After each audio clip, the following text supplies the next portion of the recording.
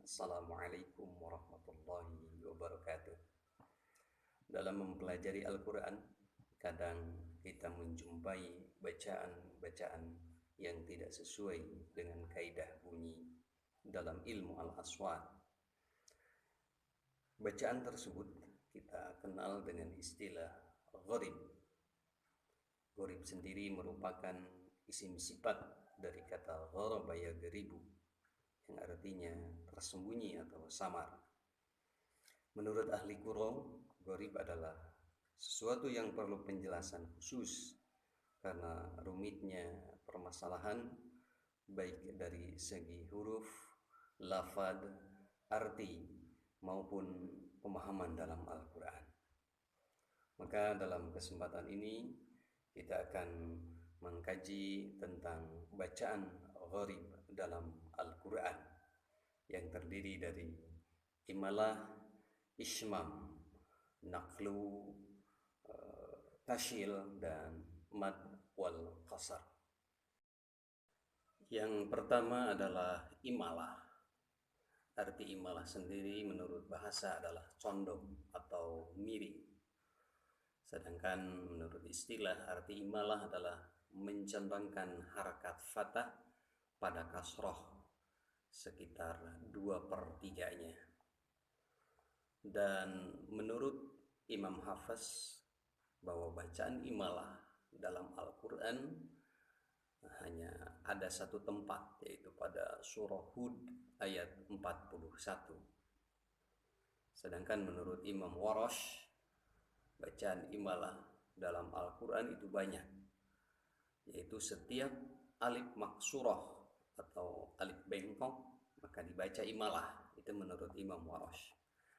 Kita hanya akan membahas bacaan imalah dalam Al-Quran riwayat Imam Hafiz yang terdapat dalam surah Hud ayat 41. Dengarkan bacaan imalah. A'udzu billahi minasy syaithanir rajim.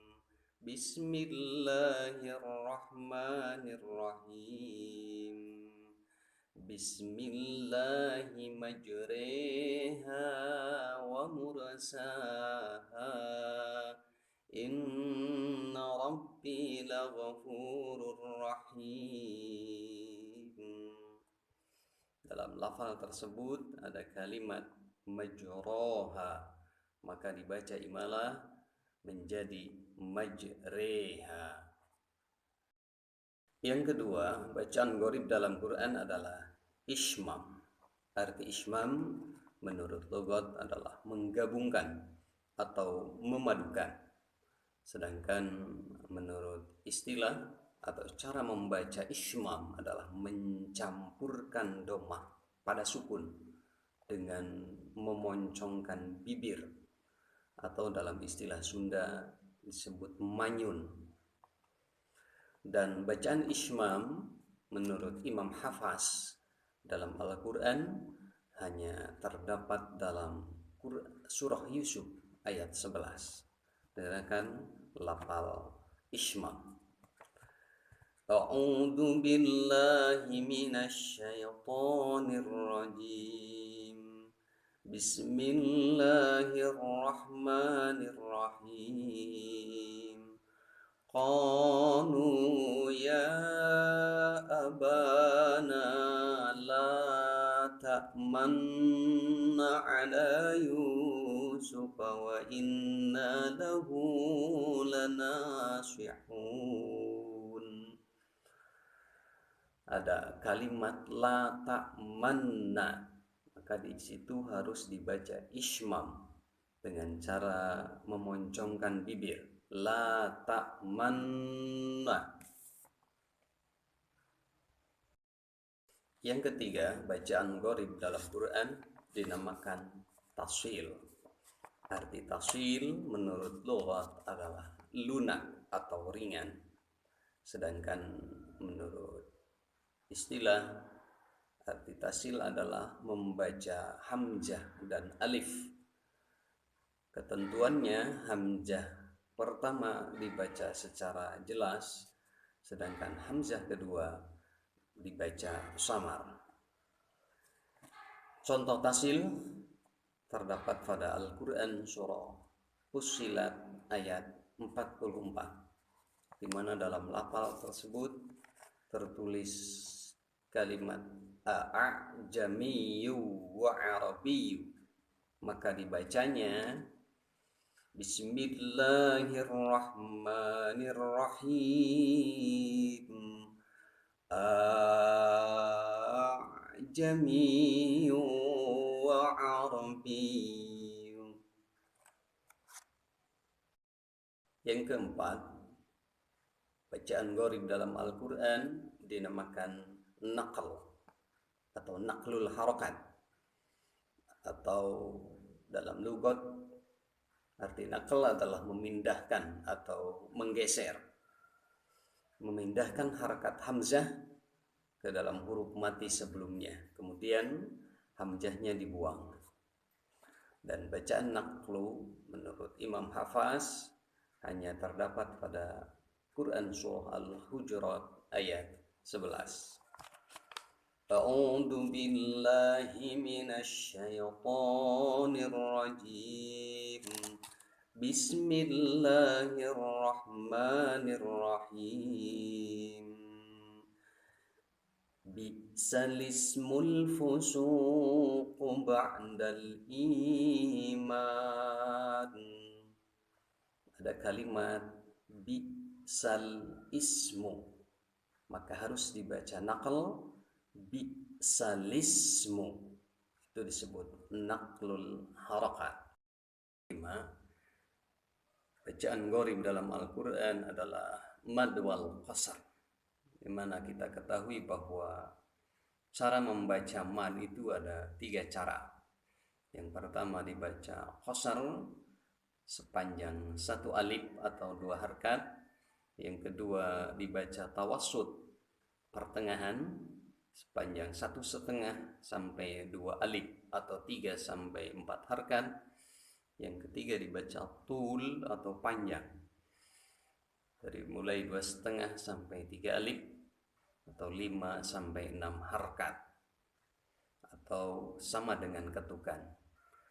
Kita contohkan cara membaca mad yang qasar sebanyak 2 harkat atau 2 ketukan. Faulaika humudz zalimun. Contoh yang tawassut atau pertengahan dibaca 3 sampai 4 harakat. Faulaika humudz zalimun. Dan mad yang dibaca tul sepanjang 5 sampai 6 harakat. Faulaika humudz zalimun.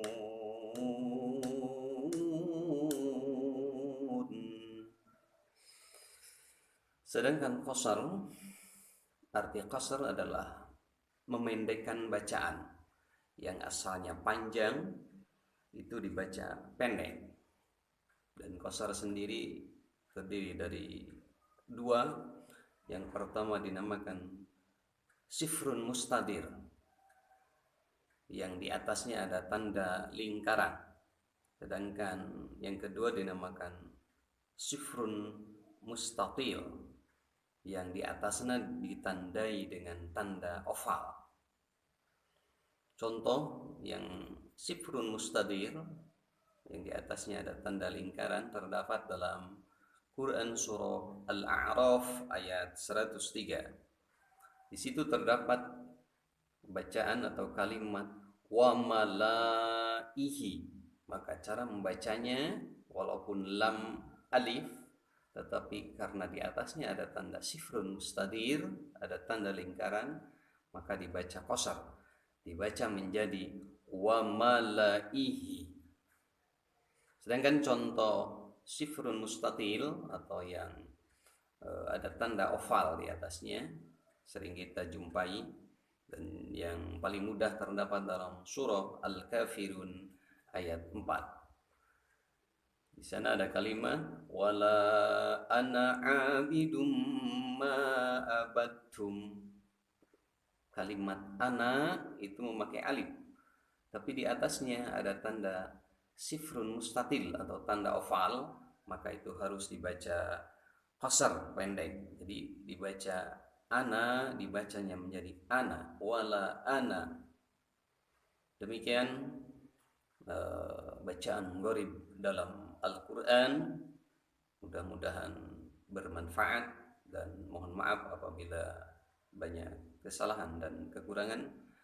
Wassalamualaikum warahmatullahi wabarakatuh.